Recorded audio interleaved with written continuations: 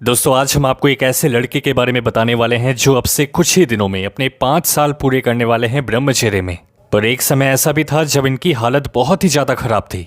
रोज दिन में 3 से 4 बार इनका ब्रह्मचर्य नाश होता था, जिस कारण शरीर में बुढ़ापे के लक्षण दिखने लगे। दिमाग पूरा खोखला हो चुका था। अश्लील वीडियोस ने इनकी दृष्टि को इतना खराब बना दिया कि ये अपने क्लासरूम की लड़कियों यहाँ तक कि टीचर को भी गलत दृष्टि से देखने लगे। पर जब इन्हें ये पता चला कि कैसे अश्लील चीजें इन्हें बर्बाद कर रही है, तब सॉल्यूशन के लिए इन्होंने कुछ वीडियोस देखे इस पर, जहां लोग ये कहते हैं कि अगर अपने माइंड को रिपेयर करना है अश्लीलता के बाद, तो स्त्री से जब भी बात करो आंखों में देखकर ही करना, जैसे अपने दोस्तों के साथ करते हो। फिर इन्होंने ऐसा करने की कोशिश तो की, पर वो देखने की जगह पर लड़कियों को घूरने ही लग जाते बात करते हुए। एक लड़की ने तो कह भी दिया कि इतने अजीब क्यों हो। अश्लील चीजें एक लड़के को ऐसे बर्बाद करती हैं कि वो नॉर्मल होकर किसी स्त्री से बात ही नहीं कर पाता। कॉन्फिडेंस कम होता जाता है, काम वासना बढ़ती जाती है।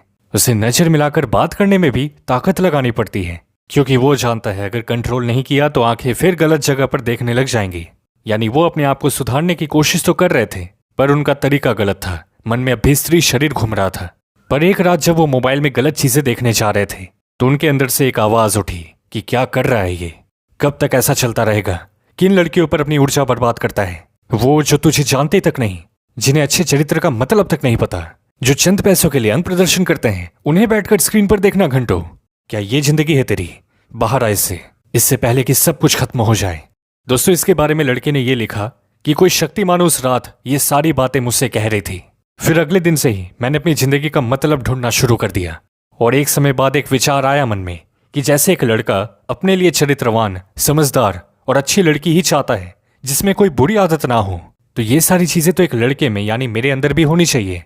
और इस सवाल के बाद समझ आने लगा कि हर लड़के की ये ड्यूटी है अपने लिए, अपने माता पिता और परिवार के लिए, कि वो अपना बेस्ट वर्जन बने, एक लड़के से मर्द बन जाए।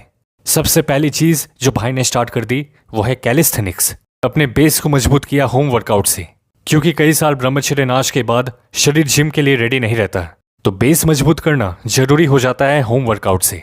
फिर अपने करियर पे फोकस किया तो अच्छे मार्क्स मिले, लोगों का ध्यान मेरी तरफ आया, सम्मान भी मिला, और कुछ ना कुछ अचीव करते रहना मेरे प्लेजर का सोर्स बन गया। मुझे मजे के लिए अब किसी शरीर को देखने की जरूरत नहीं थी।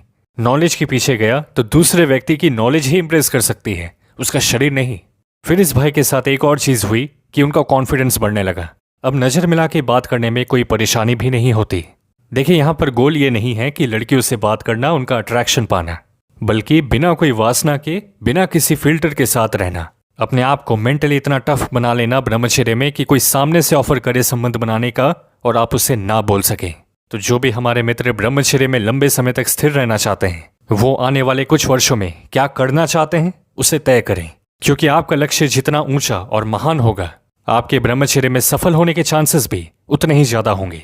और दोस्तों हमें ब्रह्मचर्य में किन बातों का खास ख्याल रखना है, इसे लेकर एक बहुत इंपॉर्टेंट वीडियो का लिंक डिस्क्रिप्शन में है, उसे जरूर से देखें, आपको काफी कुछ सीखने को मिलेगा।